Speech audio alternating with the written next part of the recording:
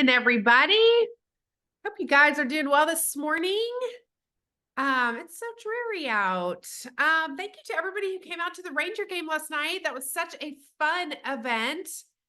Kennedy, thank you for organizing it and getting everyone their tickets and all of that. But I thought that was super fun. I was like, we need to do more stuff like this. It was just really great to see your families and your kids and all of that out there. So, well, we're just gonna do a continuation of the Dans, and we've got Daniel Young sharing with us this morning. So, I'm gonna stop talking and let him take it away. Daniel, it's all you. Thank you, Teresa. Well, good morning, everyone. Hopefully you guys had fun last night at the game if you went.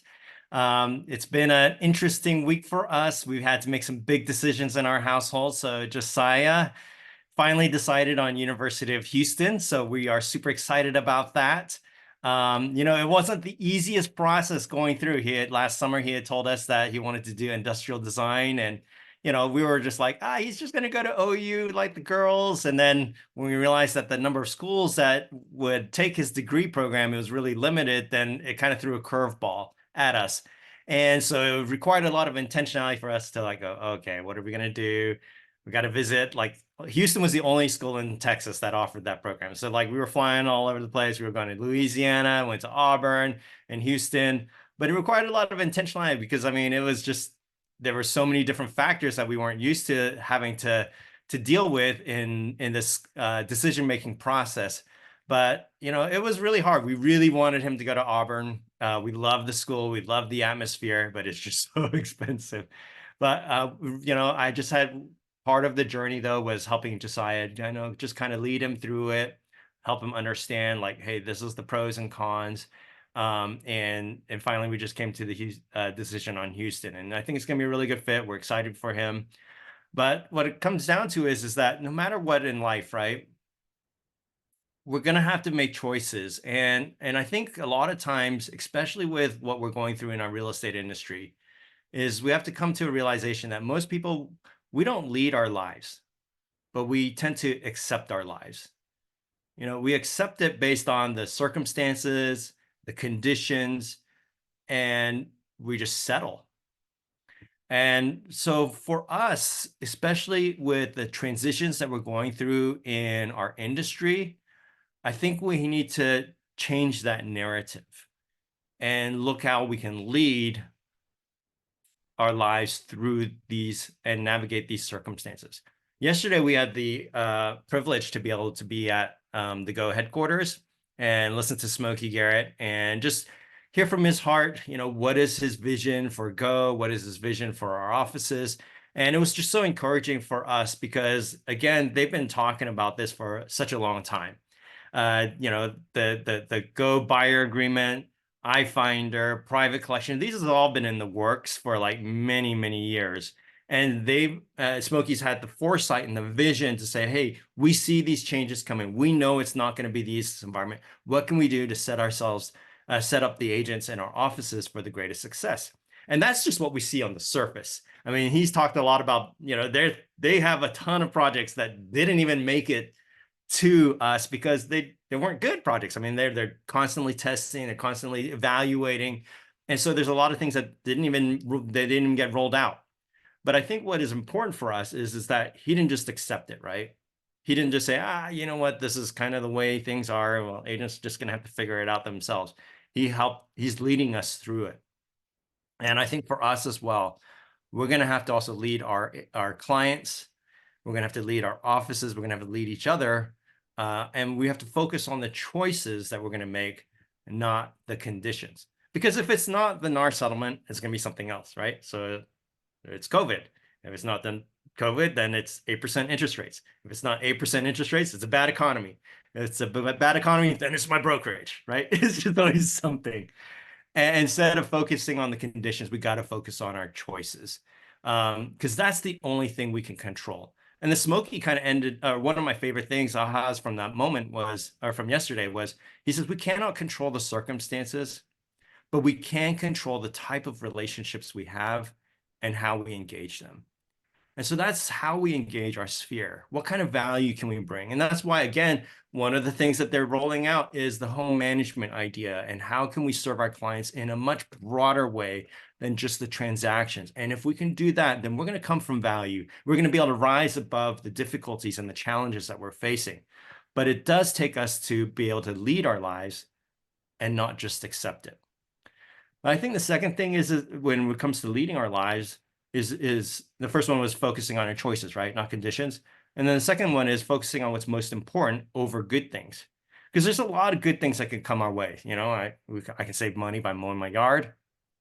I can help other clients by going above and beyond and taking care of their vacant listing when, you know, they're out of town, they're whatever, out of state, and do all these things that aren't required of me.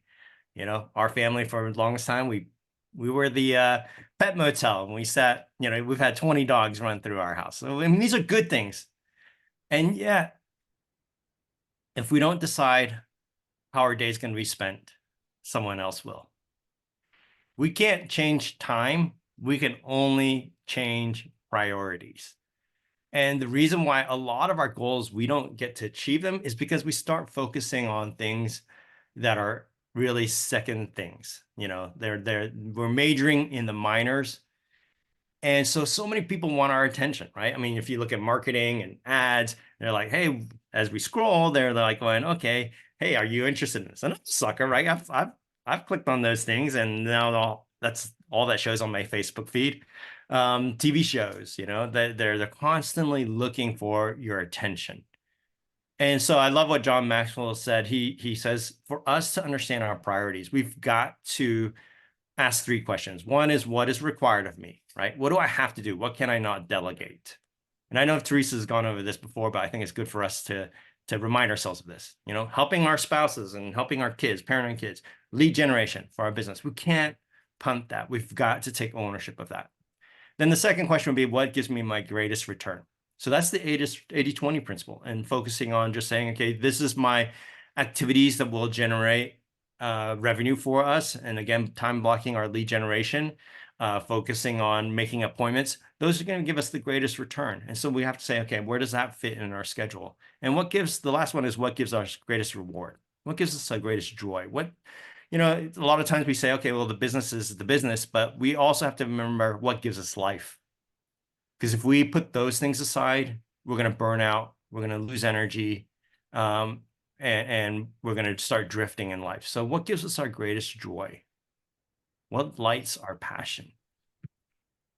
And then the last thing with regards to priority and being able to lead our lives is really just coming back to our values of our company and Keller Williams, right? Focus on God, family, and then business.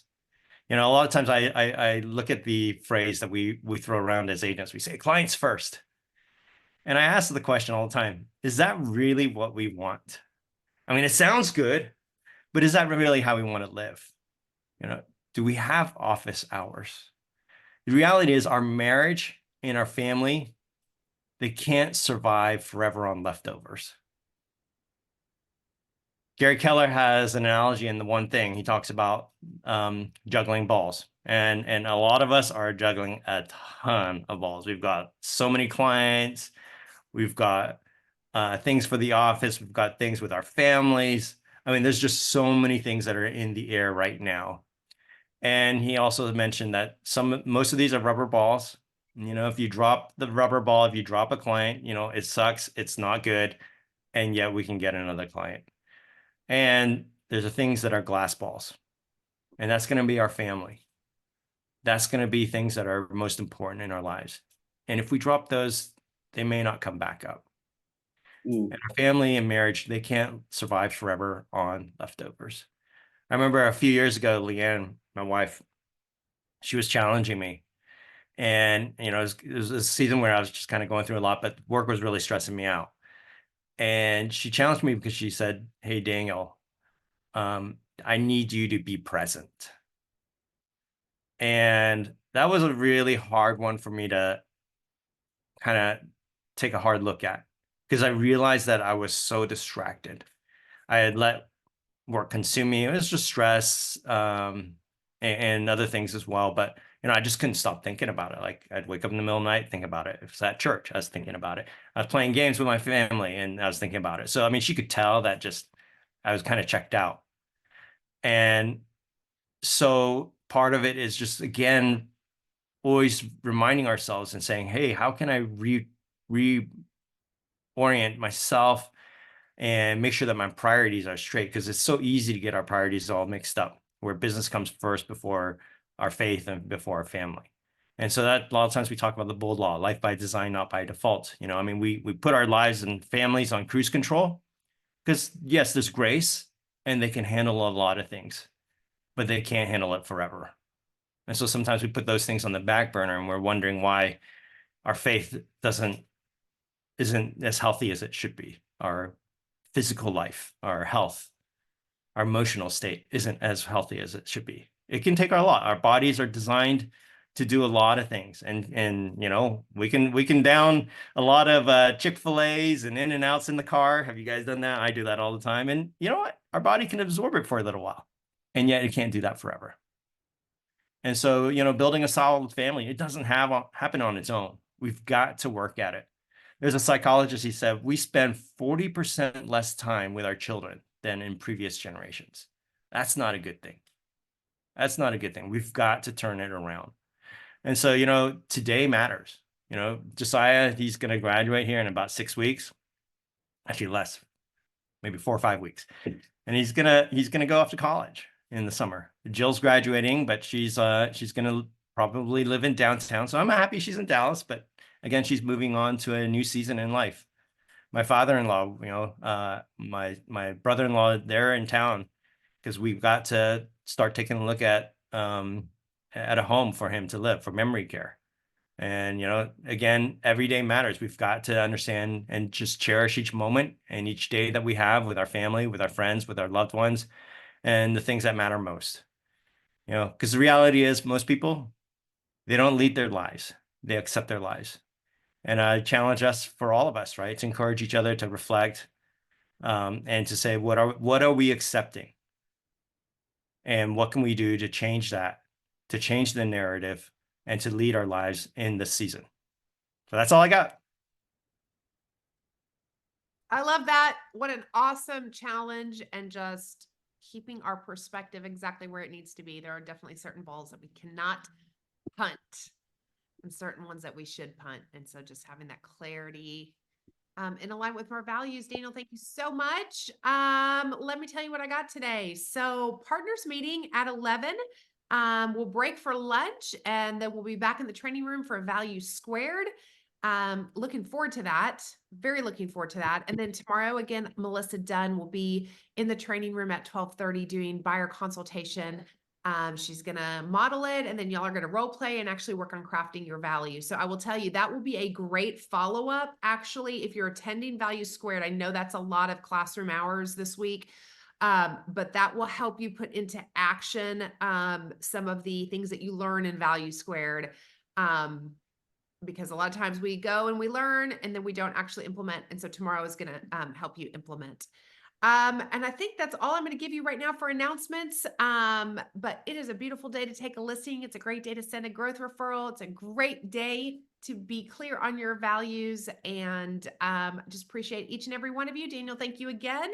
Stay on for some conversation practice, and we will be back tomorrow morning.